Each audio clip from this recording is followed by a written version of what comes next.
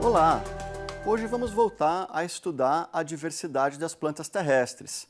Mais especificamente, é no grupo das plantas com sementes, as espermatófitas, que contém o grupo das plantas com flores, as angiospermas. Se a gente lembrar bem, nós estamos aqui falando das plantas, especificamente das plantas terrestres.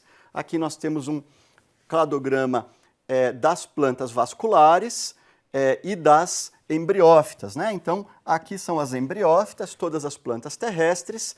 Aqui a gente tem o grupo das plantas vasculares. Aqui estão as plantas com sementes e hoje a gente vai tratar desse grupinho que vem a ser o das angiospermas. Então, olhando um pouco mais em detalhe o cladograma, a gente já sabe que nas plantas terrestres, as hepáticas, os musgos e os antóceros são clados independentes, a gente não usa mais aquele nome antigo briófitas, e a gente sabe também que as licófitas e as samambaias também são clados independentes. Mas as samambaias, elas estão no mesmo clado que as plantas com sementes.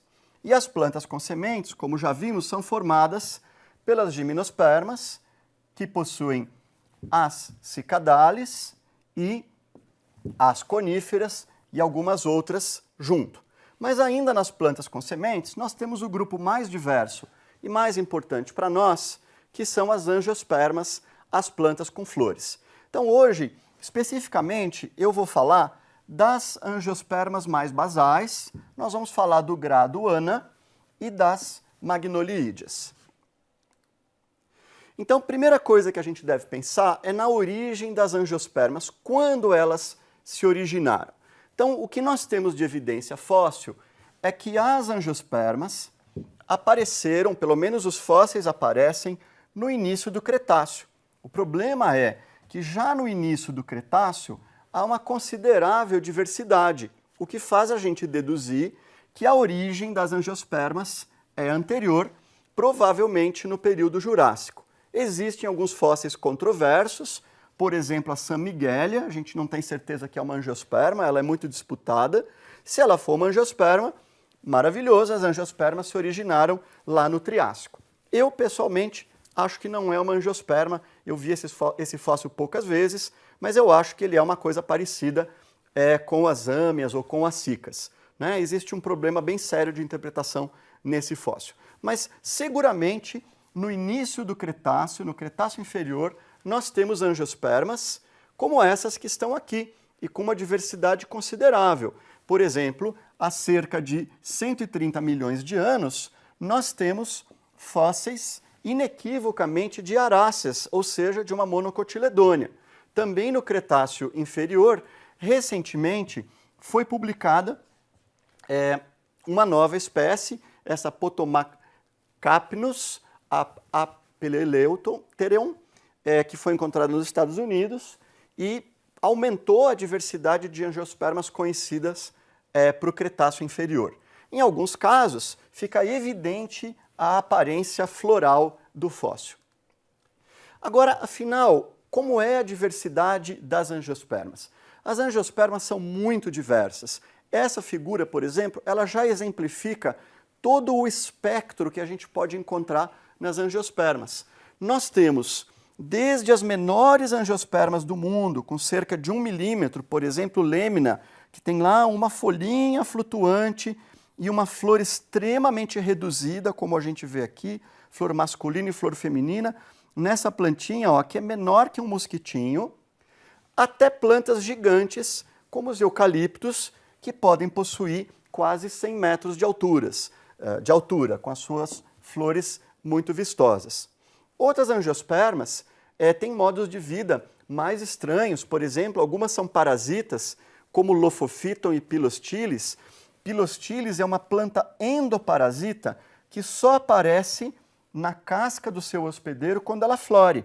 Ela vive dentro do hospedeiro na forma de uma massa de tecidos parenquimáticos e depois desabrocha numa flor. Lophophilon, por sua vez, tem uma das menores flores do mundo também. Algumas flores podem chegar a ter só 50 ou 60 células de volume. Em oposição a isso, nós temos plantas parasitas como a Rafflesia arnoldii, que pode chegar a ter flores com mais de 1,30 m de diâmetro, uma única flor. Mas essa diversidade, como eu disse, ela é muito grande em formas, mas ela é muito grande em espécies também, né? As estimativas dos números de espécie variam de 260 mil, por exemplo, no Tree of Life, até quase 400 mil, que é o que é listado pelo Kew, o Royal Botanic Garden da Inglaterra, né? Então nós sabemos que a diversidade de angiospermas é muito grande e todo ano são descobertas quase 2.000 espécies de angiospermas novas. Ou seja, ainda tem muito para a gente conhecer. Mas afinal, o que é mesmo uma angiosperma? Então, angio quer dizer urna. Que urna é essa? É a urna que contém a semente. Então, angiosperma, a semente dentro da urna. E o que vem a ser essa urna? Essa urna é o carpelo, né? A folha carpelar que contém os óvulos, que contém as sementes. Então, tipicamente, uma angiosperma vai ter um carpelo, vai ter um ovário. Esse ovário vai estar preso por um pedicelo, né? Esse pedicelo sustenta uma base de peças, que é o receptáculo. O receptáculo vai ter como peças, por exemplo, o perianto, contendo sépalas e pétalas, né? Então, aqui as sépalas, aqui as pétalas, e mais internamente o conjunto de peças masculinas e de peças femininas, por assim dizer, né?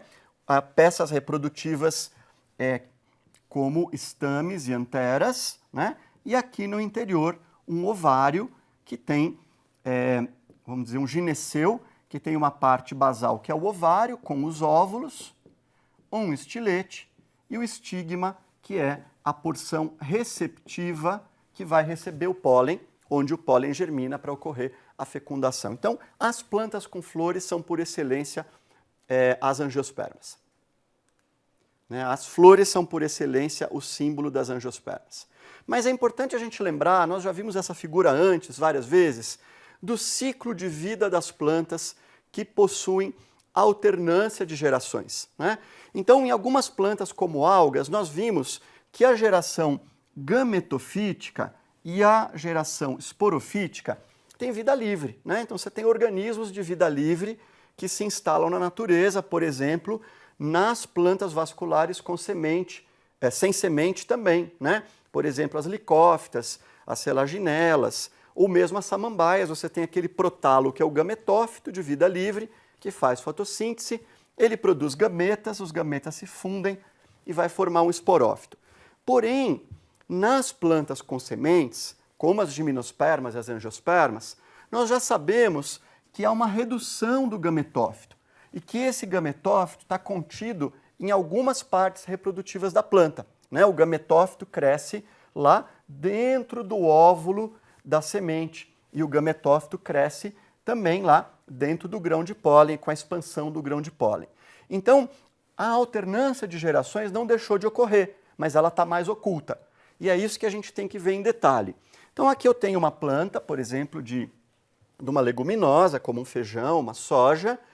Nós temos a flor vai ter a parte com o seu óvulo, né, que convenciona-se dizer feminina, não está exatamente correto, porque é esporófito, o que é feminino mesmo está lá dentro, é o gametófito, mas o óvulo vai se formar, vai formar megásporos, portanto aqui vai ocorrer uma divisão reducional, a meiose, nós vamos ter um saco embrionário que se forma, né? Lembrando do nosso curso de morfologia, o saco embrionário vai gerar 8 núcleos em 7 células, né? Vai ter aquele saco embrionário maduro, né?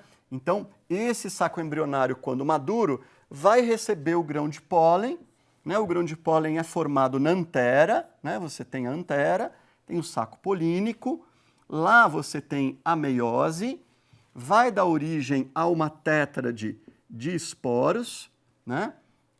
O resultado da meiose a gente sabe que é uma tétrade. Essa tétrade vai ter os esporos que se separam. Lá nós vamos ter uma célula vegetativa e uma célula geradora que vai cair no estigma. Você tem a formação do tubo polínico. O tubo polínico vai fecundar a oosfera e os núcleos polares, formando o endosperma. Então, esse é o ciclo de uma angiosperma típica, né? Nós vamos ter, com a fecundação da oosfera, a formação de um zigoto. O zigoto vai regenerar um esporângio, um esporófito, né?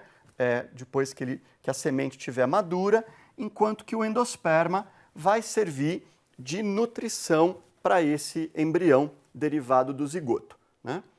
Aqui é mais ou menos a mesma coisa, né? Mas o que eu quero destacar, primeiro, é a presença do grão de pólen, que a gente já encontra nas gimnospermas. A presença de tubo polínico, que algumas gimnospermas já tinham também. Mas aqui nós temos a dupla fecundação, que dessa forma que está descrita aqui, é típica das angiospermas. Existem lá algumas gimnospermas que fazem uma dupla fecundação também, mas a formação desse endosperma triploide, né, muito típica das angiospermas, das plantas com flor. Então, lembrando essa figura que já vimos antes também, o que aconteceu ao longo da evolução foi uma diminuição de importância, de volume, de duração dessa fase, dessa geração haploide, né, e um predomínio da geração diploide.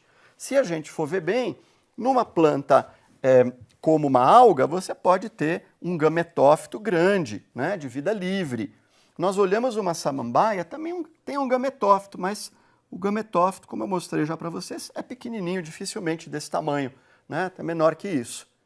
Mas, nas angiospermas, o gametófito vai estar reduzido ao saco embrionário e ao grão de pólen germinado, né?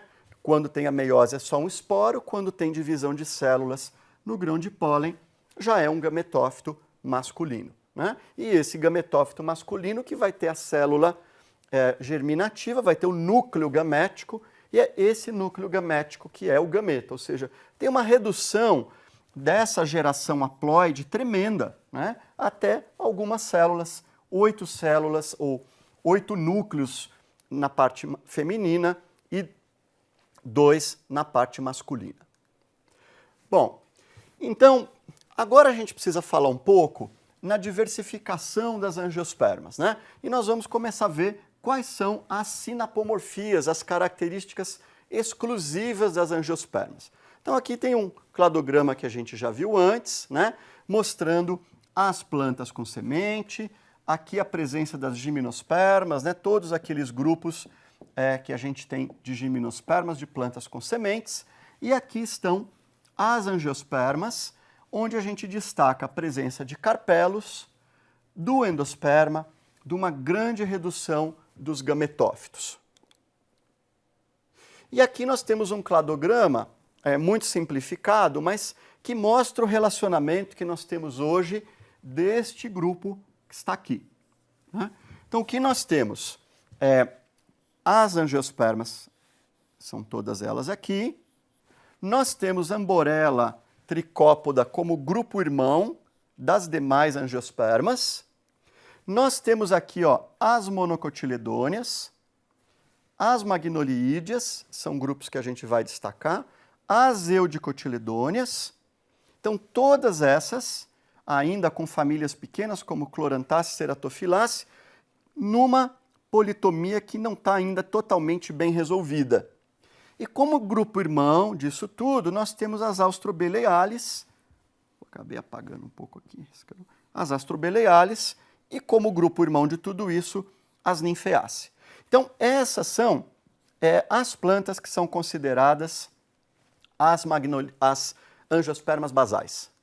E a gente vai vê-las em mais detalhe daqui a pouquinho. Eu quero destacar as sinapomorfias, são muito importantes para nós. A gente lembra quando a gente faz um sistema filogenético para constituir grupos, a gente tem que encontrar as sinapomorfias. As sinapomorfias são a chave de tudo para a gente poder fazer cladogramas, ou seja, fazer hipóteses filogenéticas boas, bem sustentadas, e aí circunscrever bem os grupos que não devem mudar de nome no futuro.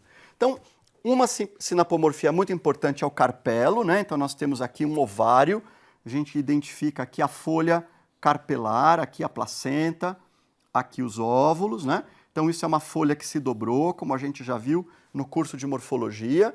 Aqui também a gente enxerga o carpelo com a sua placenta, né? E aqui os óvulos, que vão formar sementes. E claro, esse ovário imaturo vai formar um fruto quando tiver maduro. Além disso, no ápice dessa estrutura, né, nós temos aqui o ovário, mas o conjunto é o gineceu, vai ter um estilete e na porção terminal nós vamos ter um estigma. Então o estigma é uma novidade evolutiva que não existia nas demais plantas com semente, nas gimnospermas. É uma região glandulífera, né, com células papilosas que secretam uma solução açucarada, às vezes glutinante, colante, que está preparada para receber os grãos de pólen, né? Ela às vezes é pilosa assim, e aqui que vão germinar os grãos de pólen para poder fecundar os óvulos, né? Em última análise, fecundar a oosfera, que é o gameta. Temos um saco embrionário, que é uma característica exclusiva. Aquele saco embrionário, né, olha, um óvulo.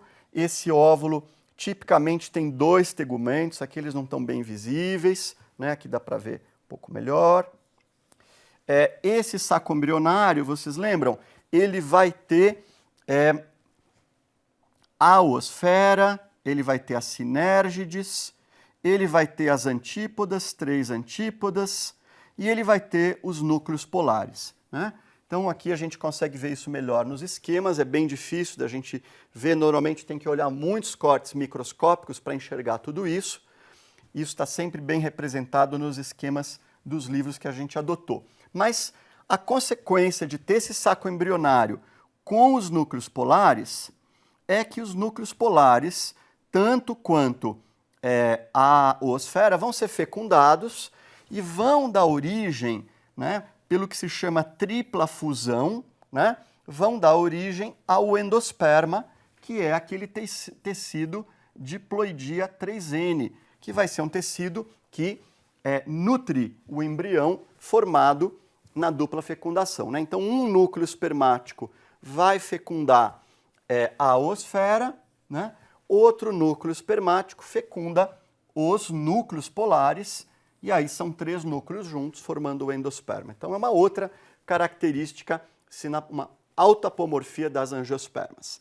Também merece destacar que nas anteras, né, nós vamos, se a gente fizer um corte transversal ao nível das anteras, a gente vai perceber que as anteras têm 2 tecas, né, uma teca para lá, uma teca para cá, né, são as tecas que a gente vê, cada uma com um saco polínico, são 2 sacos polínicos, um saco polínico de cada lado, 2 sacos polínicos por teca.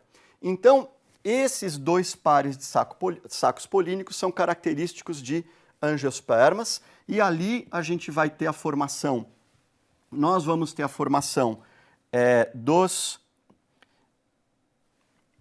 esporos, né, que depois vão germinar formando grãos de pólen e o gametófito, né? Mas uma outra característica importante é anatômica, é a presença do elemento de tubo crivado, né? O elemento de tubo crivado é a célula condutora do floema. Então a gente tem aqui o elemento de tubo crivado, é uma autapomorfia, e a célula companheira, ó, aqui ao redor, às vezes tem mais de uma, né? Então vejam aqui, elemento de tubo crivado, né? E as suas células companheiras, né? A gente tem aqui, ó, uma célula companheira nucleada, né? Aqui tem um pouco de proteína P. Aqui a gente vê também, ó, um elemento de tubo crivado com a placa crivada, né? Com esses poros que lhes são característicos, peculiares, e a célula companheira, né? Células companheiras aqui. Também essa característica do floema é uma sinapomorfia de angiospermas. Bom, como é que a gente decodificou a filogenia das angiospermas? Eu já falei para vocês no começo do curso que foi criado o chamado APG, é o Angiosperm Phylogeny Group. É um grupo de dezenas de autores que vem trabalhando de forma colaborativa há muito tempo construindo a filogenia, usando uma metodologia de ciência colaborativa, né, compartilhando dados num GeneBank internacional, compartilhando dados de bioinformática, e a gente sempre pode ter acesso aos dados mais recentes olhando o site do Missouri Botanical Garden, né? O Missouri Botanical Garden centraliza toda essa informação. A gente entra nesse site aqui, ele é em inglês, mas ele sempre tem a árvore mais atual que existe. Essa pessoa aqui, esse pesquisador chamado Peter Stevens, ele está todo dia atualizando isso. Então, todos os dados que aparecem novos, publicados no GeneBank, ele vai lá e reorganiza a árvore. Essa árvore é toda feita com hiperlinks, então você pode chegar e clicar em qualquer ordem e aí você já vai para uma outra página com toda a informação disponível. É muito bacana e é muito importante para a gente se atualizar. E agora eu quero falar um pouco então desses grupos em si, para a gente conhecer um pouco essas plantas. Algumas estão no nosso cotidiano, outras não, outras são bem raras, né? Então nós vamos começar aqui vendo esse grupo, ó, esses 3 cladinhos aqui, né? Este conjunto aqui é o que a gente vai chamar de angiospermas basais, né? Porque se separou aqui primeiro. Depois a gente vai ver monocotiledôneas e demais. Mas nessa aula nós vamos falar das angiospermas basais. Chamo a atenção, em primeiro lugar, deste grado Ana. Por que a gente está chamando de grado Ana? Porque não é um clado, né? Porque é um grado. O que a gente tem aqui, ó? Amborella, Austrobelealis e Nymphaealis. Nymphaeaceae. Vejam que não é um grupo monofilético, mas são basais. Dependendo do gene que você sequencia, um aparece como grupo irmão do outro. O que a gente sabe é que Amborella é grupo irmão de todas as angiospermas, mas dependendo do trabalho nos últimos anos, Austrobelealis e Nymphaealis mudaram um pouquinho de lugar, muda um pouquinho a topologia, então o melhor é tratar isso como grado Ana. Em alguns livros vocês vão encontrar grado Anita, mas hoje em dia estamos falando mais no grado Ana. Chamando a atenção em primeiro lugar da Amborella. A Amborella é essa planta aqui da Nova Caledônia, só tem lá, né? Então é uma planta distante de nós. O que ela tem de interessante é que os carpelos dela, eles não são nem conduplicados, eles não são nem fechados por tecido, eles são só fechados por uma secreção, são colados, né? Então é uma evidência de que os carpelos realmente são folhas que se dobraram. Além disso, ela não tem vasos e ela tem um pólen que não tem o tétum reticulado, né? Então é um pólen diferente das demais angiospermas, né? Então aqui tem exemplos das flores da Amborella, né? É uma planta que tem sexos separados, então aqui a gente vê a flor feminina e a flor masculina. Austrobelealis é um outro grupo que a gente não tem por perto. Não é fácil de definir esse grupo morfologicamente. O suporte é molecular, então tem características do DNA típicas de Austrobeleaceae trimeniaceae, que você tem uma visão dessas plantas, mas elas não são plantas daqui. O que eu quero chamar a atenção, que sempre foi entendido pelos pesquisadores do século XX, principalmente o Cronqvist e o Taktayan, que pétalas que portassem anteras era uma característica que eles pensavam como primitiva. E eu gosto muito dessa foto, a gente vê um estame, né, com as anteras aqui. Hoje a gente sabe, estudando o sistema ABC-DE, né, o sistema ABC de genes homeóticos, a gente sabe que pétalas e estames são praticamente a mesma coisa, né? Basta uma troquinha de algumas bases e uma pétala vira um estame ou vice-versa. Mas no passado a gente imaginava que essa era uma mudança difícil e a aparência dos estames e das pétalas era muito importante. Agora eu quero chamar a atenção de Nymphaeaceae. Nymphaeaceae e Cabombaceae, né, estão aqui nas Nymphaealis. O suporte para esse grupo é molecular, mas tem um hábito característico aquático. Essas plantas a gente encontra nas nossas águas aqui da América do Sul, e Cabombaceae não, elas são mais comuns na América do Norte. mas a gente encontra em qualquer lojinha de aquário. Cabomba é uma planta comum de aquário e ninféia é uma planta muito ornamental. Então, fácil de vocês se encontrarem por aí. Quero falar agora de plantas mais arbóreas, são as chamadas magnoliídeas. Então, magnoliídeas, vocês estão vendo, ó, também está numa politomia aqui, a coisa está ficando um pouco mais bem resolvida, mas eu optei por usar essa filogenia bem didática que está aqui, ela está em alguns livros, e eu vou destacar, dentro das magnoliídeas, eu vou destacar algumas ordens, Piperalis, Lauralis e Magnolialis. Da onde que vem esse nome magnoliídeas, um nome tão estranho? Ele vem do sistema de classificação do Tactayan e depois do Cronquist, que popularizou mais esse sistema, né? Eles pensavam que as magnoliídeas eram uma subclasse para eles, pensavam que elas deram origem a todas as outras plantas. Hoje a gente sabe que a todas as outras angiospermas. Hoje a gente sabe que não é bem assim, mas de qualquer forma esse nome já era conhecido e à medida que as filogenias moleculares avançaram, foi interessante de perceber que de fato as magnoliídeas formavam um grupo monofilético, né? E que essas plantas que o Cronquist e o Tactayan diziam que eram associadas eram mesmo, né? E elas são de fato aparentadas. Então, vamos explorar um pouquinho mais agora esse grupo das magnoliídeas com esses clados que estão aqui. Primeiro quero destacar as Piperalis. As Piperalis são plantas que todo mundo tem na cozinha de casa, pelo menos um representante. O mais comum é Piper nigrum, né? Piperáceas são, em geral, arbustos de floresta, pequenas árvores ou arvoretas, né? Mas também plantas herbáceas. Existem muitas plantas herbáceas cultivadas que a gente vê em casa, pode comprar em floricultura, que são do gênero Peperomia, né? Normalmente são plantas epífitas, né? Que crescem em cima de outras plantas na floresta, gostam de lugares úmidos. E o que é característico dessas plantas é ter flores bem reduzidas, formando uma espiguinha, né? Então as flores não têm um perianto visível, destacado, bonito, mas elas têm uma espiga, portanto é um eixo, né? Um eixo da inflorescência com muitas flores, e essas flores masculinas e femininas, em geral, estão separadas, mas as flores femininas vão dar origem aqui aos frutinhos da pimenta, né? Da pimenta verde ou da pimenta do reino. Aristolochiaceae, sim, mais uma coisa, Piperaceae é uma família tipicamente aromática.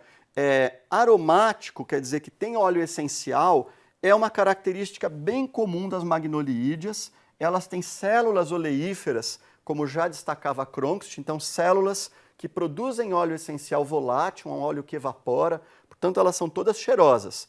E é daí que vem o aroma, claro, da pimenta do reino, né?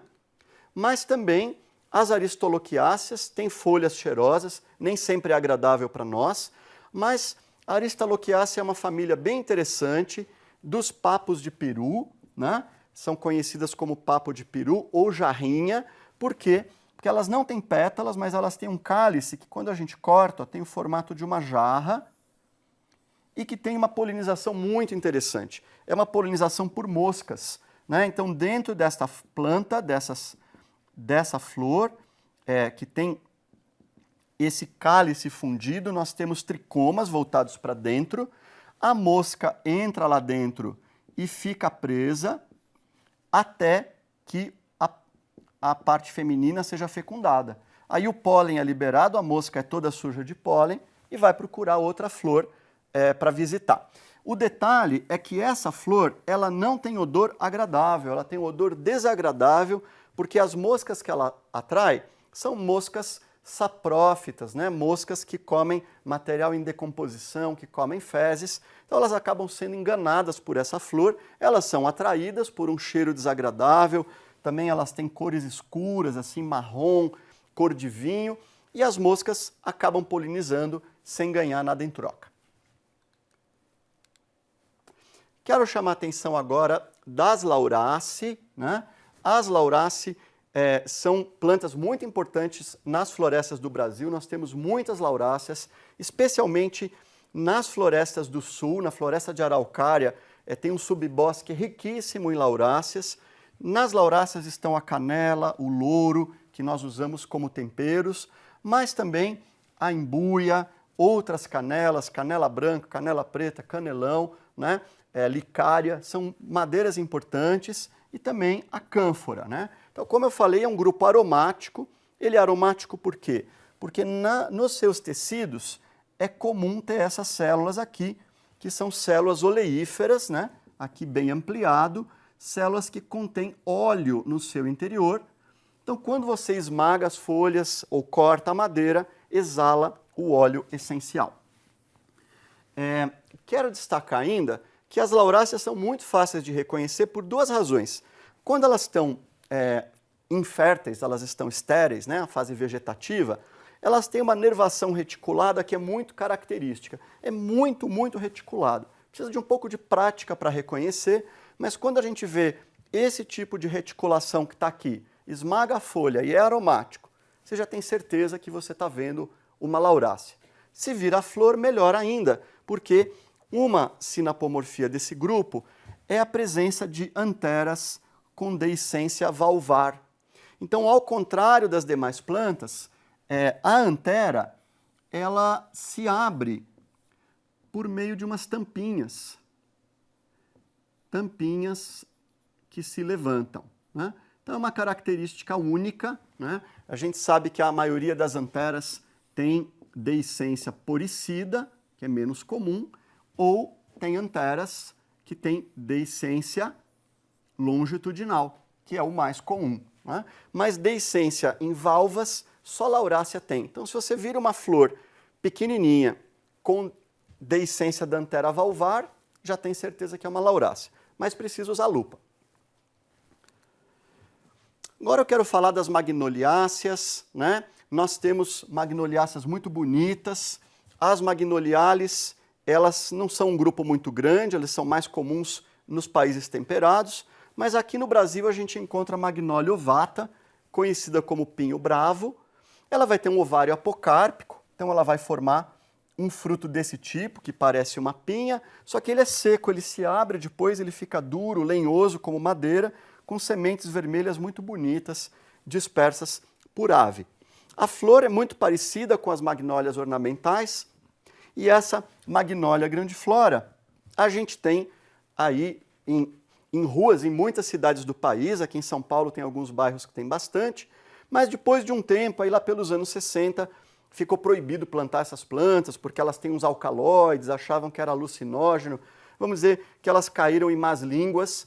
Isso tudo é bobagem, mas eles pararam de plantar essas magnólias. O fato é que elas têm alcaloides mesmo, mas para produzir uma substância alucinógena é muito complicado e isso não tem importância nenhuma. Tá? Mas tem flores muito bonitas. Esse é mais ou menos o tamanho real da flor, a Magnolia grandiflora, de flor grande, a magnólia branca, muito bonita e também muito perfumada.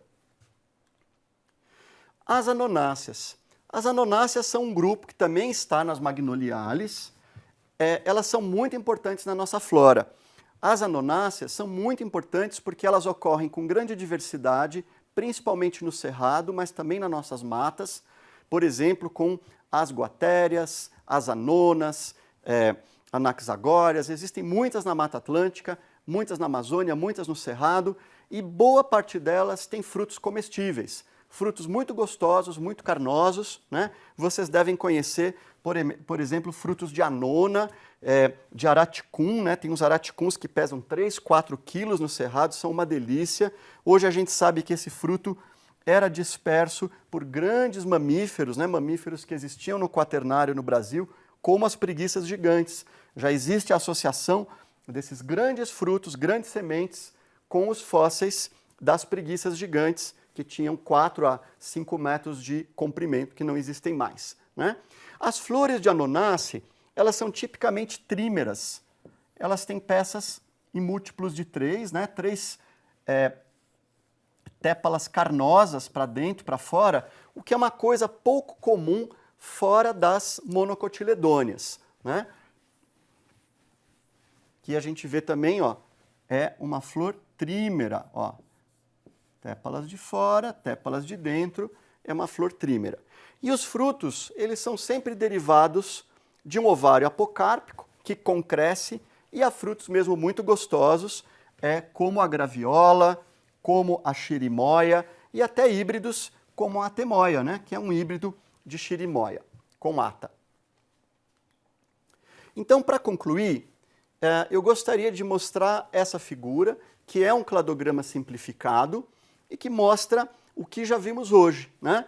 Então, é um cladograma simplificado das angiospermas e nós falamos hoje aqui do grado Ana e das magnoliídeas, ou seja, entre 2% e 3% apenas da diversidade de plantas com flores. Nas próximas aulas, nós vamos explorar o resto dessa diversidade. Bons estudos!